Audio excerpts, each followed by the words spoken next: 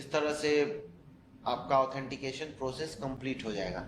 जैसा कि सर ने आपको पहले भी बताया है कि ये एप्लीकेशन बीएनएसएस के कुछ एक सेक्शन के लिए रिकॉर्डिंग का प्रोसेस रिकॉर्डिंग करने के लिए आपका डेवलप किया गया है। तो उन सेक्शंस को यहाँ पे आपका बताया गया है कि बीएनएसएस का कौन कौन से सेक्शन इस एप्लीकेशन में कवर्ड है, यानी कि इस एप्लीकेशन में कौन कौन से सेक्शन के लिए आप वीडियो रिकॉर्डिंग कर सकते हैं। तो जैसा कि देख सकते हैं बीएनएसएस का सेक्शन 176, 105, 185, 173, 180 और 497 के लिए आप इस एप्लीकेशन के थ्रू वीडियो रिकॉर्डिंग कर सकते हैं। आगे एप्लीकेशन में भी आपको चुनने का ऑप्शन दिया हुआ है और आपको फर्दर जानकारी भी मिल जाएगी कि आप किस तरह से इसको यूज करेंगे। आगे बढ़ते हैं हम लोग। जैसे कि हमने ऑथेंटिकेशन का प्रोसेस को कंप्लीट कर लिया तो इस तरह से आपका एक स्क्रीन खुल जाएगा। स्क्रीन पे आप देख सकते हैं कि 5 अलग अलग मेन्यू आपको प्रोवाइड किया गया है। पहला आपका जो मेन्यू है वो न्यू साक्ष का मेन्यू है। दूसरा आपका जो मेन्यू है पेंडिंग टू अपलोड मेन्यू है। तीसरा जो मेन्यू है वो साक्ष्य मिनी स्टेटमेंट है। चौथा pending to remove from device है और पांचवा जो इसका मेन्यू है वो pending to link with FIR है। तो एक एक करके हम आपको जानकारी देंगे कि किस मेन्यू का आपको कब इस्तेमाल करना है और क्या इसका काम है। तो पहला हम लोग देखते हैं न्यू साक्ष्य। जैसा कि इसमें आपको लिखा हुआ है, आप जब भी कोई नया साक्ष्य का रिकॉर्डिंग स्टार्ट करेंगे उसके लिए बटन बनाया हुआ है। आप नया रिकॉर्डिंग जब स्टार्ट करना चाहते हैं तो न्यू साक्ष्य बटन पे आप क्लिक करेंगे। दूसरा पेंडिंग टू अपलोड मेन्यू, ये मेन्यू बटन आपका तब जनरेट होगा जब आपने साक्ष्य का रिकॉर्डिंग कंप्लीट कर लिया है और उसको आपने अपलोड नहीं किया है। तो जैसे ही आप न्यू साक्ष्य कंप्लीट कीजिएगा वो साक्ष्य आपका पेंडिंग टू अपलोड में दिखते रहेगा। जैसे ही आप मोबाइल लोकेशन यहाँ पे आपका टावर या सेलफोन टावर आपको मिल रहा है या वाईफाई का नेटवर्क मिल रहा है तो आप पेंडिंग टू अपलोड मेन्यू को क्लिक करके अपने साक्ष्य को सिंक कर सकते हैं।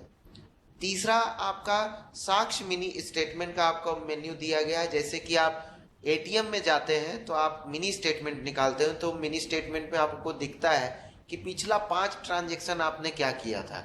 उसी तरह इस एप्लीकेशन में भी आपका पिछला 10 ट्रांजैक्शन यानी कि 10 साक्ष्य जो आपने इस डिवाइस पे रिकॉर्ड किया है वो आपको अवेलेबल होगा देखने के लिए भी और उसका जानकारी भी अवेलेबल होगा। चौथा आपका जो मेन्यू ऑप्शन है pending to remove from device, ये ऑप्शन आपको दिया हुआ है कि आपने किसी भी कारणवश किसी एक साक्ष्य को रिकॉर्ड किया लेकिन आपको लगता है कि इस साक्ष्य का रिकॉर्डिंग हमको डिलीट करना है। नो मैटर क्या उसका रीजन है वो आप अपने पास रखेंगे कि किस रीजन से आप इसको डिलीट कर रहे हैं, लेकिन जब आप डिलीट करेंगे तो वो डिलीट करने वाला जो साक्ष्य है वो इस मेन्यू में आपको दिखेगा। डिलीशन का बात पे एक और बात आपको बताना चाहेंगे कि अगर आप किसी पर्टिकुलर साक्ष्य को डिलीट करते हैं तो वो रिकॉर्ड जो है वो आपके यूजर के साथ अटैच्ड होता है। यानी कि आप जितना भी साक्ष्य को रिकॉर्ड किए और उसमें से कितने साक्ष्य को आपने डिलीट किया वो सारा रिकॉर्ड आपके यूजर के साथ अटैच्ड होगा। आपके सीनियर ऑफिशियल या कोई भी चाहे तो उसको गो थ्रू कर सकते हैं, देख सकते हैं कि इन्होंने कितना साक्ष्य रिकॉर्ड किया था और उसमें से कितनों को डिलीट किया है, वो नंबर्स के साथ जानकारी अवेलेबल होता है। तो आप इंश्योर करेंगे कि अगर आप किसी साक्ष्य को डिलीट कर रहे हैं तो आपके पास उसके लिए कोई वैलिड रीजन है तो आप उसको डिलीट कर रहे हैं। लास्ट जो आपका मेन्यू ऑप्शन है इसमें हम लोग देखेंगे pending to link with FIR.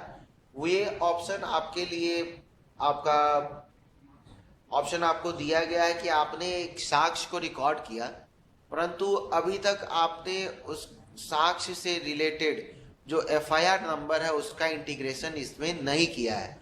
तो उसके लिए आपको ये ऑप्शन है जितने भी आपने वैसे साक्ष्य रिकॉर्ड किए जिसके साथ आपने एफआईआर नंबर को लिंक नहीं किया है वो सारा रिकॉर्ड इस मेन्यू ऑप्शन में अवेलेबल होगा।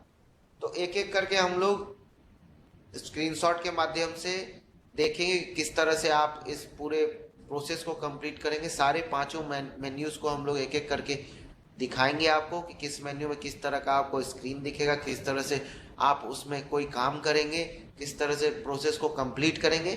तो एक एक करके हम लोग इसमें